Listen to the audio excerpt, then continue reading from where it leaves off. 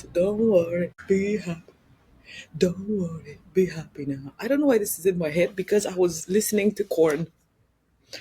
I haven't listened to anything like that in forever. And I know why, because I didn't want that kind of energy in my system. And also knowing that the lyrics influenced so much my internal cellular whatever that I didn't want to listen to any of that stuff anymore. Let me just close this window. And I think it's because I had a conversation with a dude at work talking about what we're listening to, we used to listen to, and the subject of Corn came up, and I thought, oh, I haven't listened to them in a while. Let's go listen to some. And it's just like, it's totally like a drug. It's such a drug for me. As soon as some songs start, and I know them, I know the lyrics, I know their sounds, I know all of it, and I get goosebumps and like bleh, all that going on. So I listened for a little bit of that. Oh well, now why am I here? Why am I here though? The more I witness reality, observe people, the more I get into it as well, the more I realize that we really all are children in adult suits. And the why I'm saying this right now is because yesterday I went to what is called a bottomless brunch. I never even heard the term until this thing came about. Oh my god. Me too. See, they're texting now. Anyway, so I never even heard about this until then. How do I turn this off though? Why am I getting notifications from here? I don't want them. Anyway, so I never heard of this term of bottomless brunch. Didn't know what it was. I kind of had an idea, but anyway, went and had conversations with the people that I work with and others that came in from, well, I would say business partners. I don't know what they are. And I don't even want to wreck my brain trying to figure out the terminology for these people.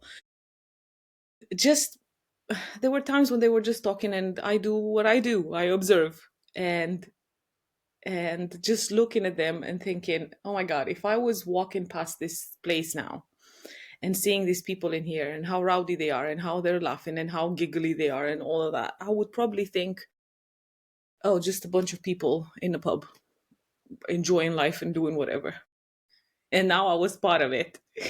But just figuring out their ages in my head, looking at them and thinking, I'm at that age too. I'm 39, whatever that means. I don't know what that means. Thinking back at when my parents were this age, and I was little, and I would be looking at them and seeing how they adult, how they were being adult in life, and thinking, a lot of it makes sense. Adults have a lot of things to deal with, and they do all these things, and they go out and they interact with each other, and they do things that adults do that didn't make any sense in my brain. And now here I am, sitting at this table with these people, doing adult things which for them included drinking. And for me was just observing. I mean, I was drinking, but not alcoholic drinks. Anyway. So just this whole concept of where I was when I was younger and looking at people that were adults at that time and where I am now, which is what I would have considered adult at the time, and thinking, I am nowhere near what I used to think about adults. It's not like that at all. The more I look at it, the more I realize that we really are just children growing up into bodies, but not necessarily knowing what being an adult is and what they do or how they behave. It literally is learning as you go along and winging it. We're all just fucking winging it. Maybe you get to a point in your life where you're starting to realize there's more to it. Cheers. And you go through what people call a spiritual awakening or even self-improvement. You start with the little steps of, I just want to better my life, let's say. And then the more you do that, the more you realize there's more to life than just that, than just going to a 9 to 5 job or working for money or working for having a house or having children, getting in relationships, the regular. Something clicks at a certain point. And I believe that those people that go through that are the ones that actually mature a bit more in their mental body and emotional body rather than just their physical. Because yesterday, that's what I was witnessing, the fact that I believe that all of us are children, and that part never grows. There is a part in our brains, literally, that never grows up. And for more on that, go check out M. Hollis. That's it. Because her and her husband have created this thing called the quadrant theory, and they explain the four parts of the brain. It's all based on Jill Bolte Taylor's experience, and yeah, they just go deeper into all those. But there's a part of the brain that never grows up. So that's what I was seeing yesterday. A lot of people that are adults in their bodies, but when you become so aware of your own patterns and your own behaviors, you can start seeing it in others as well. So you see interactions play out. The interactions is not the word. You see, fuck, what's the word? Stories? No. Habit? No. It's gonna grind me now. You see that thing playing out, patterns playing out, stories. Oh fuck, it's not it either. But the whole idea of you see where people have remained children inside and how that explodes when they're being triggered, or even in a fun environment, not necessarily triggering environment. Like yesterday was fun. You can still see everybody's little thing that they do and how they interact with each other and how they want to all play in the sandbox, including myself because I was there. I was part of it too. It's not like I was the observer all the time. All in all, yesterday's experience has made me aware of a lot of things, including the fact that that thing of you become the people you're surrounded by, or you're the sum of the most people. If there's a lot of people that are wealthy in a group that you're in, it means you're the other person that's wealthy. And in my head, I had that thought, by the way, and in my head I was like, I'm probably the least paid person in this group of people, yet it doesn't feel like that, if that makes sense. It's like my worth is not in what I'm being paid. And I never, so far in the environment that I work in right now, I've never felt as if I am any less than the people that I work with because of my wage, which is great. Because I used to carry that with me quite a lot. Of, if I earn this much money, it means that's my place in the world. If I earn more, it means I'm better than others. Or if I earn less, I'm not so good as others. Yet I have realized and embody this now, that my worth and my value are not reflected by how much I earn or how much is in my bank account. So that was pretty cool yesterday. Just this realization of there's a lot of wealthy people here, but a lot of children too. And that was my thought process. They're all kids playing up, not playing up, but playing around, having fun, which was so cool to see. I really love that. I love the fact that I created this. That fun part. I remember writing it down and wanting the fun. I said, if I have to go and do this thing of the regular job, I at least want to have fun. I want to be able to wake up in the morning and go somewhere where people really enjoy what they do, and I'm the other person that enjoys what they do.